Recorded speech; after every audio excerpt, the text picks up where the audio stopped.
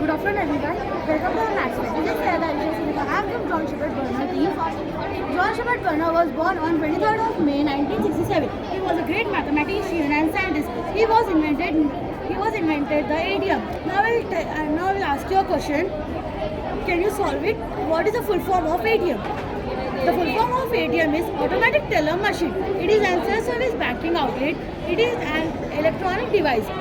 ATM allows users to check bank balance, withdraw money, even transfer funds. It is available all the time in a year. It is an electronic machine. It has a keyboard, display, cards, display, etc. Now I will show you how this will work. Now first you can enter your PIN, then how much money you want. From here you can enter the card, and from here the money will come. This is how the ATM will work. Thank you for visiting my model. Hope you enjoy the Max Fair. Vote for me.